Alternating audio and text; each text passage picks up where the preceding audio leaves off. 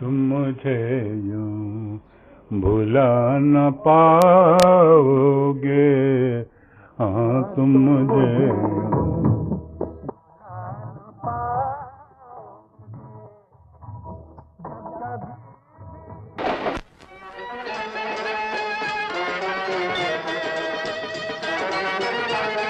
went, and there was a lady in a burqa, and she lifted up her burqa, and that was my wife, Geeta, traveling on the same train to just give me a surprise. That was Geeta, my wife. That was Geeta, my wife. Yes, she came over there and we hugged each other, and I cried a little, and I said, I would have walloped you and I would have done. She said, you ever can think of my not joining you in your success? I said, no. You are too good. हमने वादे का इकरार करो। ऐ मालिक, मैं इकरार करता हूँ कि जिस तरह आज तेरे सामने मारिया को अपना बना रहा, उसी तरह दुनिया के सामने भी अपनाऊंगा और साथ निभाऊंगा। जब तक कि मौत हमें एक दूसरे से जुदा न करती है। In 1965, I lost Geeta. She died. She had smallpox. कोई इलाज नहीं उसका। आओ ना तुम भी हाथ दिखाओ। आओ, शर्माओ नहीं, लाओ हाथ। लाओ तुम्हारा हाथ देखिए। क्यों? क्या हुआ? कुछ नहीं, कुछ नहीं। कुछ तो है, बताओ ना। एक साया है।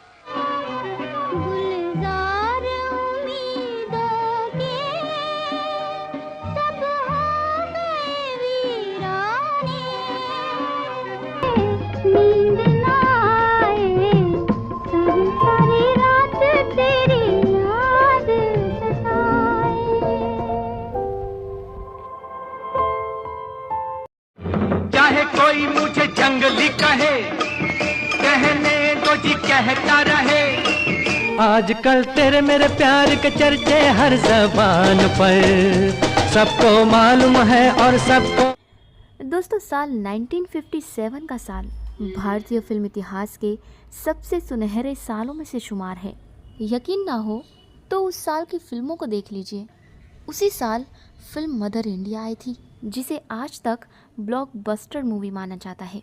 इसी साल दिलीप कुमार के नया दौर का जादू देखने को मिला था, और गुरुदत्त की क्लासिक फिल्म प्यासा भी इसी साल प्रदर्शित हुई थी। 3 सदाबहार हिट फिल्मों के बीच भारतीय सिनेमा को एक नया सितारा भी इसी साल मिला था, शम्मी कपूर। यूं तो हमने लाख हंसी देखे हैं। जी हाँ, शम्मी कपूर के 4 साल के संघर्ष और 19 फिल्मों की नाकामी का सिलसिला इसी साल थमा था। आसमान से आया फरिश्ता प्यार का सबक सिखलाने। आमिर खान के चाचा नासिर हुसैन के निर्देशन में बनी फिल्म तुम सा नहीं देखा में शम्मी कपूर ने हंगामा मचा दिया था। ये हंगामा कैसे और क्यों मच गया था दोस्तों, इस बात को आगे बढ़ाने से पहले ये जानना दिलचस्प है कि शम्मी कपूर इस फिल्म से पहले नाकामी के उस बियांबा में थे, जहां से उन्होंने फिल्मों को अलविदा कहकर असम के चाय बागानों में मैनेजरी करने का मन बना लिया था। हाँ, तुम मुझे यूं भुला न पाओगे। ऐसा होने की वजह भी थी। कहते हैं कि बरगद के पेड़ के नीचे कोई दूसरा पेड़ नहीं बनता। शम्मी कपूर का सामना तो 3 विशाल बरगदों से था, परिवार के अंदर और परिवार के बाहर भी। परिवार के अंदर खुद पृथ्वीराज कपूर जैसी शख्सियत थी, जो पिता होने के साथ साथ बहुत बड़े अदाकार थे। हालांकि उनका पहला लगाव थिएटर ही था। पृथ्वीराज कपूर के बेटे राज कपूर के लिए भी अपने पिता के सामने खुद को साबित करने की चुनौती थी, लेकिन अपनी कालमता और क्रिएटिविटी के साथ राज कपूर ने खुद को बेहद कम उम्र में ही स्थापित कर लिया था। शम्मी कपूर को 1951 में जीवन ज्योति फिल्म मिली थी। वो अपने करियर की शुरुआत कर रहे थे। वहीं उस साल राज कपूर की आवारा ने उन्हें देश दुनिया भर में कामयाबी के शिखर पर पहुंचा दिया था। शम्मी कपूर की पहली फिल्म 1953 में प्रदर्शित हुई और अगले 4 साल तक शम्मी कपूर नाकामी के बीच डोलते रहे। हालांकि इसी नाकामी के बीच उन्होंने 1955 में उम्र और कामयाबी दोनों में सीनियर रही स्टार अदाकारा गीता बाली से शादी कर ली। शम्मी कपूर ने उस दौर के बारे में ब्रिटिश चैनल 4 की सीरीज मूवी महल में Shammi Kapoor always in time के लिए नसरीन मुन्नी कबीर से कहा था, लोग मेरी तुलना राज जी से करने लगे थे। स्टेज में तो ऐसा करके काम चल गया था, लेकिन फिल्मों में ये मुश्किल था। मेरी मुश्किलें तब और बढ़ गई जब गीता बाली से शादी हो गई। मैं केवल पृथ्वीराज कपूर का बेटा और राज कपूर का भाई ही नहीं रहा, अब गीता बाली का पति भी हो गया था। बदन पे सितारे लपेटे हुए। ये वो दौर था दोस्तों, जब भारतीय फिल्म दुनिया में राज कपूर, दिलीप कुमार और देवानंद की फिल्मों का जलवा था, या ये कहें कि इन तीनों को ध्यान में रखकर फिल्में और उनकी भूमिकाएं लिखी जाती थी। लिहाजा शम्मी कपूर को कोई अच्छी भूमिका भी नहीं मिल रही थी। शम्मी कपूर को इन्हीं दिनों तुम सा नहीं देखा मिली, जिसमें उनको लेने के लिए नासिर हुसैन तैयार नहीं थे। ये फिल्म वैसे भी पहले देवानंद को ऑफर की गई थी, उनके पास समय नहीं था। नासिर हुसैन इसके बाद इसमें सुनील दत्त को लेना चाहते थे, लेकिन उनके पास भी शूटिंग के लिए डेट्स नहीं थी।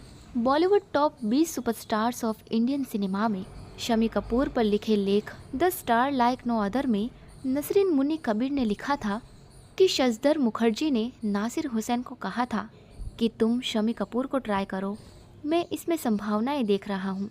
इस फिल्म में काम करने के दौरान ही शम्मी कपूर ने फिल्म इंडस्ट्री को अलविदा कहने का मन बना लिया था। शम्मी कपूर ने अपने ऊपर बनी एक डॉक्यूमेंट्री फिल्म में कहा था, मैं फिल्म इंडस्ट्री को छोड़कर कुछ और करने की सोचने लगा था।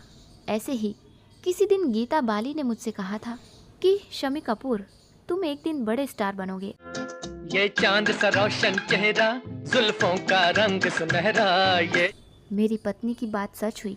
तुम सा नहीं देखा ने आखिर ऐसा क्या कर दिया था जो शम्मी कपूर के करियर में इससे पहले नहीं हो पाया था। दरअसल इस फिल्म के साथ शम्मी कपूर की स्टाइल और अंदाज का वो दौर शुरू हुआ जिसने उन्हें अगले 1 दशक तक कामयाबी के शिखर पर बिठाए रखा। दरअसल तुम सा नहीं देखा के रिलीज से पहले भारतीय सिनेमा के नायक अमूमन गाते हुए ही दिखते थे, डांस नहीं करते थे। खड़े डांस करना या टहलने के अंदाज में हाथ पैर हिलाने के संसार को शम्मी कपूर ने अपने अंदाज से हिलाकर रख दिया था।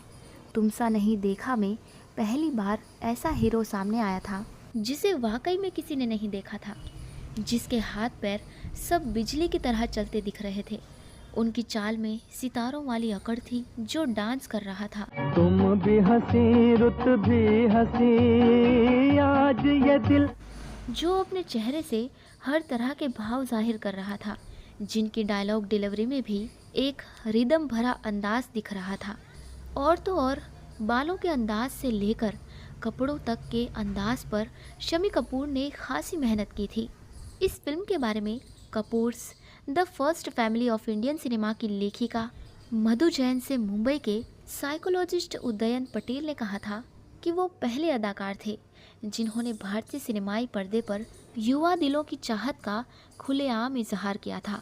तुम सा नहीं देखा का गाना जवानियाँ ये मस्त मस्त बिन पिए चलाती जा रही है राह में दिए, इसने युवा पीढ़ी की लालसाओं को नया आयाम दिया और बॉक्स ऑफिस पर फिल्म का जादू चल निकला और शम्मी कपूर यहाँ से स्टार बने।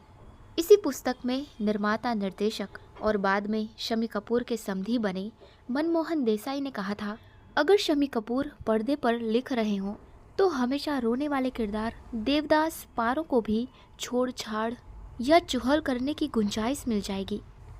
नसरीन मुन्नी कबीर ने अपने आलेख the star like no other में लिखा है, शम्मी कपूर से पहले भारतीय हीरो पर्दे पर मैन की तरह नजर आते थे, जो या तो घर परिवार की जिम्मेदारियों को ढो रहा है या फिर संस्कारों से बंधा हुआ है। शम्मी कपूर ने ये बैरियर तोड़ दिया था। उन्हें पर्दे पर देखना एक युद्ध या युवा लड़के को देखना था। ये अंतर उन्होंने एक फिल्म से पैदा कर दिया। इस फिल्म की कामयाबी के बाद उनके घर के बाहर फिल्म निर्माताओं की कतार लग गई। शम्मी कपूर की जीवनी। Shammi Kapoor the game changer में रऊफ अहमद लिखते हैं, तुम सा नहीं देखा की कामयाबी को बुलाने के लिए उन्हें साइन करने के लिए लोगों की भीड़ थी, लेकिन गीता बाली ने उन्हें सलाह दी कि सोच समझकर फिल्में साइन करो। इसका एक आसान रास्ता भी उन्होंने सुझाया कि 1 लाख रुपए से कम कीमत पर किसी फिल्म को हाँ मत कहो। उस जमाने में 1 लाख रुपए की क्या अहमियत थी, इसका अंदाज़ा इससे लगाया जा सकता है कि राज कपूर ने आवारा के लिए अपने पिता को 50,000 रुपये दिए थे, जबकि के आशिफ ने मुगल आजम के लिए पृथ्वीराज कपूर को 75,000 रुपये दिए थे। बहरहाल 1 लाख रुपए की बात की गांठ को शमी कपूर ने इस तरह बांधा कि उनके अपने दोस्त बप्पी सोनी ने उन्हें 90,000 रुपये की पेशकश की तो उन्होंने फिल्म करने से इनकार कर दिया। शमी कपूर को 1 लाख रुपए देने के लिए भी प्रोड्यूसर्स तैयार हो गए थे। बावजूद इसके कि शमी कपूर ने अगले 6 महीनों तक कोई फिल्म साइन नहीं की, उनके स्टारडम को पक्के तौर पर जमाने का काम नासिर हुसैन के निर्देशन में बनी दूसरी फिल्म दिल दे के देखो ने किया। 1959 में आई इस फिल्म ने साबित किया कि तुमसा नहीं देखा की कामयाबी कोई तुक्का नहीं थी और शमी कपूर का स्वैग स्थापित हो गया। ये स्वैग कैसा था, इसको लेकर ऋषि कपूर ने अपनी बायोग्राफी खुल्लम खुल्ला में लिखा था, शमी अंकल हम सबके फेवरेट थे। पापा तो केवल पापा की तरह थे, हम लोग उन्हें स्टार की तरह नहीं देख पाते थे, लेकिन शमी अंकल को देखना किसी स्टार को देखना था। एकदम फैशनेबल अंदाज था उनका। मैं ठीक से याद करूं तो एक समय उन्होंने 2 बाघों को पालतू बनाया हुआ था। जब वो बड़े हुए तो उन्हें जू को सौंपना पड़ा था। वो हमारे बगल वाले बंगले में रहा करते थे और उनके घर जाना ट्रीट की तरह होता था। वो एक बड़े प्रोजेक्टर पर हम सबको फिल्म दिखाते थे। शमी कपूर के अंदाज पर ऋषि कपूर ने लिखा था, वो शिकार पर जाते थे और हम लोग भी कई बार उनके साथ गए। वो दोनों हाथों में बियर की बोतल के साथ जीप चला लेते थे। खाने और पीने के शमी कपूर बेहद शौकीन रहे और थोड़े समय बाद ही उन्हें मोटापे ने घेर लिया। ऋषि कपूर याद करते हैं कि 40 साल की उम्र में शमी अंकल ने लीडिंग रोल करना बंद कर दिया था। ऐसा करने वाले भी वो अपनी तरह के एक लौते स्टार थे, लेकिन इससे पहले उन्होंने फिल्मों के कुलीन और अभिजातीय समझे जाने वाले हीरो की दुनिया बदल दी थी। मधु जैन ने उनके परिवार वालों के हवाले से लिखा है कि शमी कपूर अमेरिकी अभिनेता एरल फ्लिन से काफ़ी प्रभावित थे और उनकी आत्मकथा माई विकेड थिंग के प्रभाव में थे, लिहाजा वो सुर्खियां बटोरने का कोई मौका हाथ से नहीं जाने देते थे। दोस्तों, उन्होंने अपनी निजी जिंदगी में फिल्मों की कामयाबी से पहले ही तूफान खड़ा कर लिया था। नूतन और उनके प्रेम प्रसंग के चलते ही नूतन की मां शोभना समर्थ ने नूतन को यूरोप पढ़ने भेज दिया था। शमी कपूर नूतन को हमेशा अपनी चाइल्डहुड गर्लफ्रेंड कहते रहे। इसके बाद उनका दिल मधुबाला पर भी मिटा और उनसे वो शादी करने के बारे में सोचने लगे थे। मधुबाला का प्यार उन दिनों दिलीप कुमार के साथ परवान पर था और शमी कपूर केवल कपूर खानदान के शहजादे थे। गीता बाली के साथ उन्होंने झटके से शादी कर ली थी, वो भी मंदिर में, और घर परिवार वालों को इसके लिए तैयार होने का मौका नहीं मिला था। कपूर खानदान में तब तक महिलाओं को फिल्मों में काम करने की आज़ादी नहीं थी, इसीलिए राज कपूर इस शादी को लेकर बहुत उत्साहित नहीं हुए थे। राज कपूर की शादी अरेंज मैरिज थी। रऊफ अहमद ने Shami Kapoor the game changer में राज कपूर के सहायक रहे लैंड टंडन के हवाले से लिखा है, राज कपूर संभवतः सबसे ज़्यादा कंजर्वेटिव कपूर थे। मैं उनके साथ आर के कॉटेज में था जब घर से फ़ोन आया था कि जल्दी आना है क्योंकि शमी कपूर दुल्हन के साथ आ रहे हैं। तब उन्होंने कह दिया था कि वो व्यस्त हैं और नहीं आ पाएंगे, लेकिन उन्होंने अपना मन बदला और पार्टी में गए। शायद उन्होंने सोचा होगा कि जब माता पिता का आशीर्वाद शमी कपूर को मिल गया है तो फिर इस बात को क्यों मुद्दा बनाया जाए। हालांकि इस किताब में इसका जिक्र है कि शमी कपूर और गीता बाली की शादी के बाद ही राज कपूर अपने परिवार के साथ दूसरे घर में रहने चले गए थे, लेकिन मधु जैन ने कपूर परिवार पर जो किताब लिखी है उसमें लिखा है कि ये नियम पृथ्वीराज कपूर जी ने बनाया हुआ था कि उनके बेटे पिता बनने के बाद अपने घरों में रहने जाएंगे। वैसे दिलचस्प बात यह है दोस्तों कि शमी कपूर के शिखर पर रहने के दौरान राज कपूर ने उनके साथ कभी काम नहीं किया, लेकिन शम्मी कपूर की पहली पत्नी के निधन के बाद वो राज कपूर के परिवार के साथ रहे और दूसरी शादी होने तक उनके बच्चों की देखरेख राज कपूर की पत्नी ने ही की और उनकी दूसरी शादी भी कराई। शम्मी कपूर ने अपने करियर की दूसरी इनिंग में राज कपूर के साथ काम भी किया। बहरहाल शम्मी कपूर की ज़िंदगी में 1961 में आई जंगली भी सुपर हिट फिल्म साबित हुई। याहू कोई मुझे जंगली कहे कहता रहे, ये कहने वाले शम्मी कपूर के सामने लंदन से पढ़ लिख कर लौटी सायरा बानो की ये पहली फिल्म थी। वैसे दिलचस्प संयोग है कि शम्मी कपूर ने जब अपने करियर की दूसरी पारी शुरू की तो 1975 में आई फिल्म ज़मीर में वो सायरा बानो के पिता बने थे।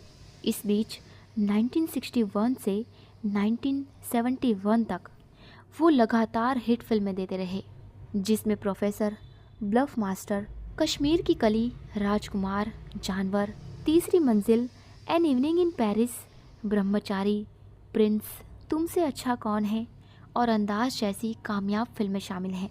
इन फिल्मों में शम्मी कपूर ने जिस तरह से अपनी अभिनेत्रियों से प्यार किया है उसके बारे में रणबीर कपूर ने शम्मी कपूर पर बनी डॉक्यूमेंट्री में कहा था। मेरे वालिद ऋषि कपूर कहा करते थे कि रोमांस करना सीखना है तो शम्मी कपूर से सीखो। वाकई में जब वो अपनी अभिनेत्रियों के सामने खड़े होते थे तो उनकी आंखों से लगता था कि वो उनसे प्यार ही कर रहे हैं। इसी डॉक्यूमेंट्री में आमिर खान ने कहा था, शम्मी अंकल ने हम सबको रोमांस करना सिखाया है। शम्मी कपूर किस तरह से रोमांस को पर्दे पर दिखाते थे ये देखना हो तो जानवर फिल्म में लाल छड़ी मैदान खड़ी वाला गाना देखिए। पहले कुछ पलों को ऐसा लगेगा कि वाकई में लाल छड़ी से प्यार का इजहार कर रहे हैं, हालांकि बाद में पता चलता है कि लाल छड़ी के अलावा उस सीक्वेंस में लाल ड्रेस में राजश्री भी हैं। भारतीय फिल्मी पर्दे पर ये शम्मी कपूर ही थे दोस्तों, जिनके सामने हीरोइन भी खुलेआम गाने से नहीं हिचकती कि ओ मेरे सोना रे सोना, दे दूंगी जान जुदा मत होना रे, मैंने तुझे ज़रा देर से जाना, हुआ कसूर खफा मत होना रे।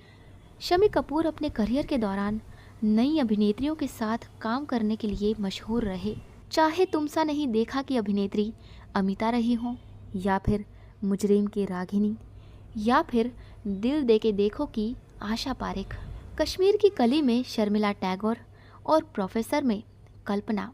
इन सब ने अपना करियर शम्मी कपूर के साथ ही शुरू किया। बहरहाल कामयाबी के बीच 1965 का साल भी आया जब उनकी पत्नी गीता बाली बीमार हुई और चेचक के चलते उनकी डेथ हो गई। शम्मी कपूर के लिए ये किसी बड़े सदमे से कम नहीं था। जब उन्हें अपनी पत्नी के बीमार होने की खबर मिली तब वो नासिर हुसैन और विजय आनंद की फिल्म तीसरी मंजिल की तुमने मुझे देखा गाने की शूटिंग कर रहे थे। महज 3 सप्ताह के अंदर ही गीता बाली की डेथ हुई थी और उस वक्त इस बीमारी का खौफ ऐसा था दोस्तों कि परिवार के लोगों के अलावा कोई भी शम्मी कपूर के पास तक नहीं पहुंचा। यहाँ तक कि पृथ्वीराज कपूर की दोस्ती की वजह से एक ही डॉक्टर गीता बाली को देखने के लिए घर आया। शम्मी कपूर ने कई मौक़ों पर कहा कि वो कामयाबी के आसमान पर थे, तभी ऊपर वाले ने उन पर ब्रेक लगाया। गीता बाली की मौत के बाद मुमताज़ के साथ उनका अफेयर भी सुर्खियों में रहा।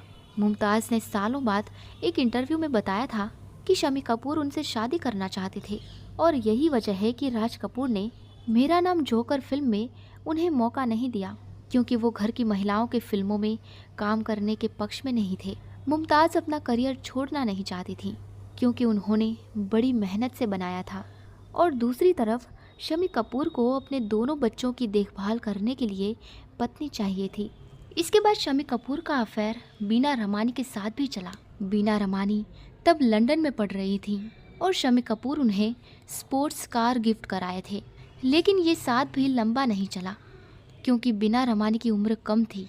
ऐसे दौर में राज कपूर की पत्नी कृष्णा राज कपूर ने भावनगर के राज परिवार की नीला देवी के साथ शम्मी कपूर की शादी की बात चलाई। भावनगर का राज परिवार राज कपूर का मित्र परिवार था और थिएटर मालिक होने की वजह से परिवार में शम्मी कपूर का भी आना जाना था। लेकिन शादी की बात थी तो नीला देवी से शम्मी कपूर ने खुद बात की नीला देवी ने एक इंटरव्यू में याद किया था, उन्होंने देर रात फ़ोन किया था। लैंडलाइन का ज़माना था।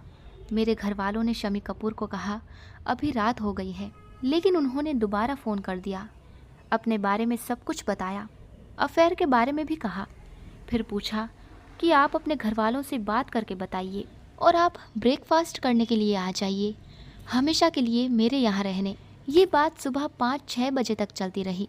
हम लोग उनके घर गए ब्रेकफास्ट के लिए और वहीं फेरे हो गए।